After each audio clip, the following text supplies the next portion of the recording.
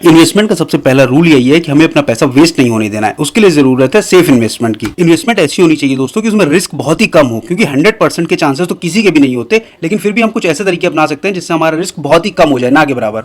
अब असली पॉइंट पे आते हैं, क्योंकि आपने सुना होगा कि बड़ी मछली छोटी मछली को खा जाती है, और कॉर्पोरेट जगत में ये बात बिल्कुल फैक्ट है। अब आपको मैं अगर टेलीकॉम इंडस्ट्री के बारे में बताऊं तो आप जानते हो कि कितनी सारी टेलीकॉम कंपनियां थी जब रिलायंस नया नया आया था। तो आपने अगर एयरटेल को छोड़ के बाकी छोटी छोटी कंपनियों में पैसे लगाए होते, आपको लगता कि यार इसका शेयर सस्ता है, चलो इसको खरीद लो, तो आप देख ही रहे हो उसका क्या हाल हुआ है आज की डेट में। सिर्फ रिलायंस का कॉम्पिटिटर इस टाइम पे एयरटेल ही है। फॉर एग्जांपल, अगर आप अदानी के पोर्ट में पैसा लगाने जा रहे हो तो दोस्तों कोशिश ये करो जो पोर्ट से रिलेटेड जो दूसरे नंबर का इसका कॉम्पिटिटर है, आपको उसके भी फंडामेंटल देकर उसमें पैसा लगाना है। अदानी की कोशिश ये होती है ना कि छोटे छोटे प्लेयर को खरीद लेता है, इसीलिए आपको कोशिश करनी जितने भी आप सेकंड कॉम्पिटिटर होते हैं ना किसी भी बिजनेस से रिलेटेड, आपने थोड़ा सा पैसा उसमें भी लगाना है। अब बाई चांस जैसे अदानी पोर्ट के शेयर डाउन हुए तो फायदा कहीं ना कहीं दूसरे वाले कॉम्पिटिटर को हमेशा मिलता है। तो ये एक फायदा होता है, चाहे वो बिजनेस से रिलेटेड हो या कोई भी हो। अगर आपके पास 10,000 रुपए हैं और आप और हम वैसे भी गरीब लोग हैं, तो हमें इस पैसों को ऐसे नहीं लगाना कि पूरा का पूरा पैसा हम अदानी के किसी एक प्रोजेक्ट में लगा दें। नहीं, हमें कोशिश ये करनी है कि अदानी के जिस एक प्रोजेक्ट में आपने ठीक फंडामेंटल देख के पैसा लगाने जा रहे हो, उसमें कोशिश करो कि 6,000 या 7,000 लगाओ, बाकी के 3,000 इसके जो कॉम्पिटिटर कंपनी है उसमें लगाओ। आपसे मैं बेसिक एग्जांपल की तरह समझाऊं दोस्तों, तो जैसे कि हिडनबर्ग अभी आया था, उसने बस अपनी एक रिपोर्ट पेश करी थी, तो आपने ये नहीं देखा कि अदानी का कौन से प्रोजेक्ट में नुकसान हो रहा है। ऑलमोस्ट अदानी के सारे ही शेयर के रेट डाउन हो चले थे, बस उनको एक अदानी नाम से मतलब था, और अदानी के नाम से हुआ भी वही। ऑलमोस्ट सारे शेयर एकदम से उनके लास्ट टाइम पे 30 से 40% तक डाउन हो गए थे। इसीलिए आपको जो सेकंड नंबर का कॉम्पिटिटर है, आपको उसके शेयर खरीद के रखने हैं, क्योंकि वो भी ऊपर उठेगा फिर, अगर पहली जो फर्स्ट वाली पोजीशन है उसको लॉस में है। ये वीडियो दोस्तों मैं बहुत छोटी सी बना रहा हूँ, अगर मुझे आपका अच्छा रिस्पॉन्स मिला तो वीडियो और अच्छे ढंग से एक्सप्लेन करके लंबी वीडियो भी बनाऊंगा। Thank you.